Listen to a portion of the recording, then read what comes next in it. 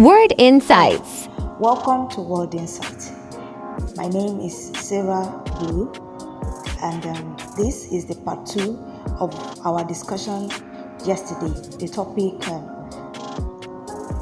getting your prayers answered through the third party. And our Bible verse is taken from the book of Genesis chapter 21 verse 9 to 23.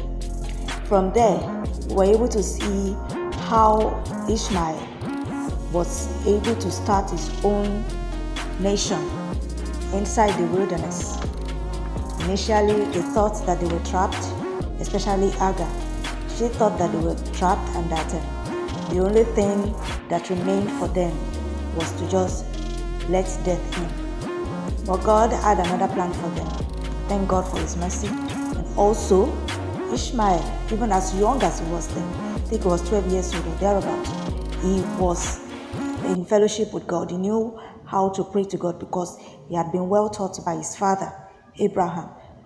Abraham had taught him how to relate to God and how to have fellowship with God. So instead of him lamenting and being faithless, he decided to strengthen himself and be faith and have faith.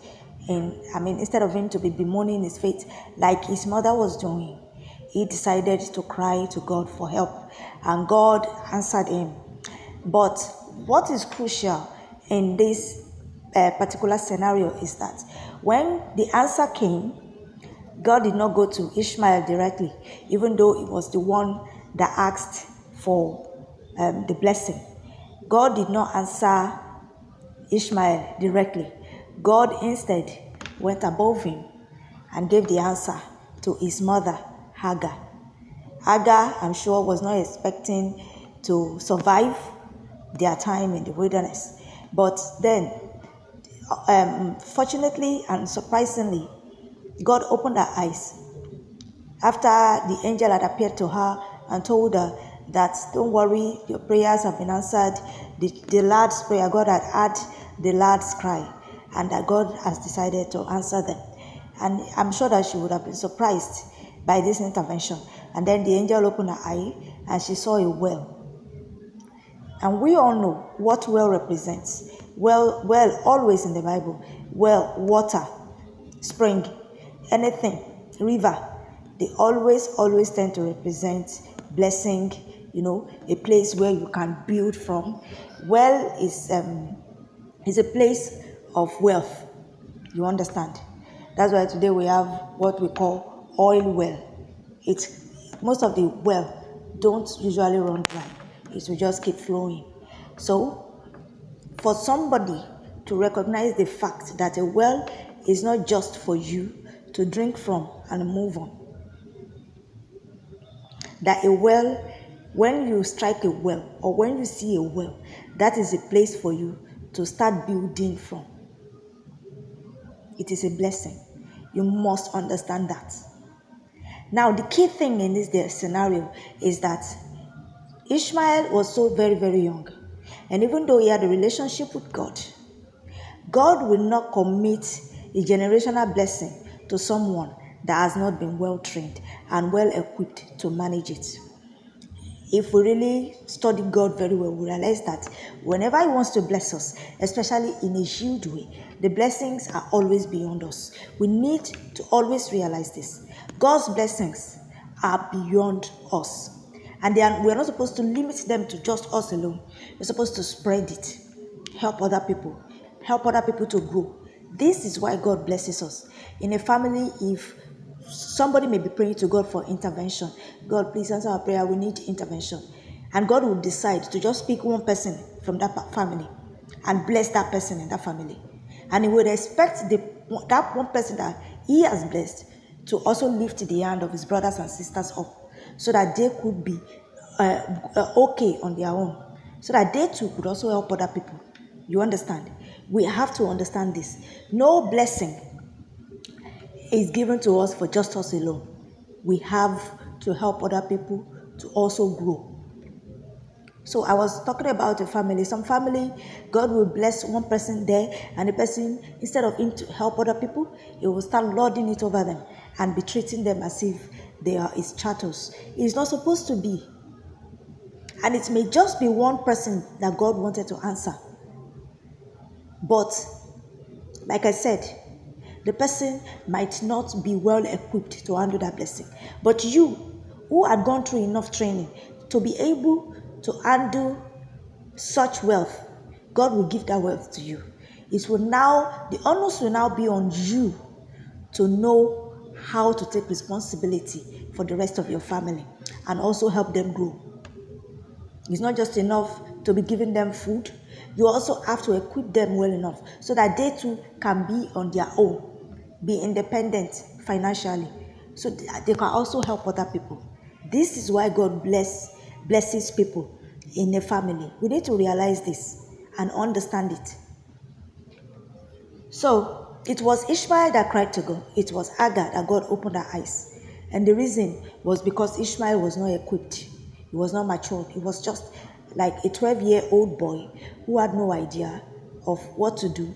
Even if God opened his eyes to see the well, he probably wouldn't have known what to do with it. He probably wouldn't have even understood at that age how to go about it, how to get the water out of the well.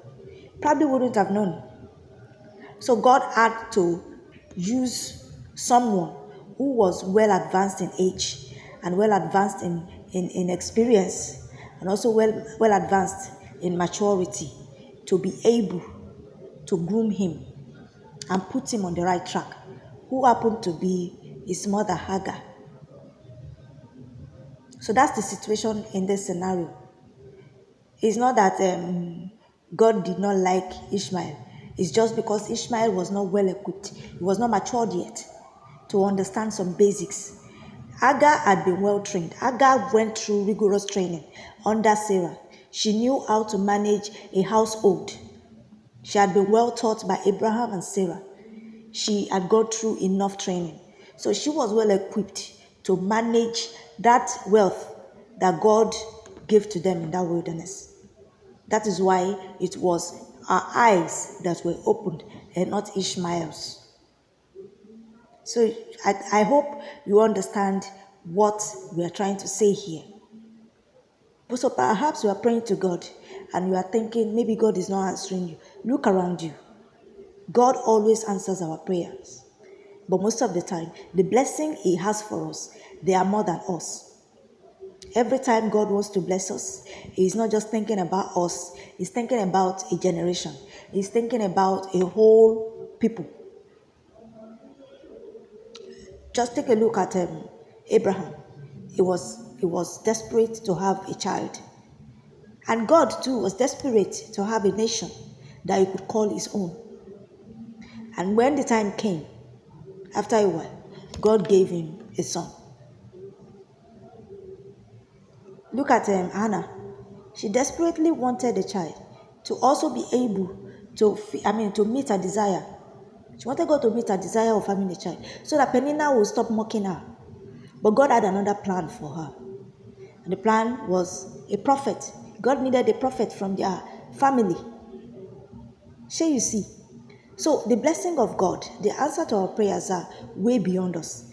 And when they come, some of us, we need to be in tune to be able to recognize. And the people that God has chosen to bless also, please, I implore you, blessings that God is giving to you is not just for you alone. We need to stop hoarding all this wealth. Just be keeping them and piling them up. For what? Spread them. Help your people.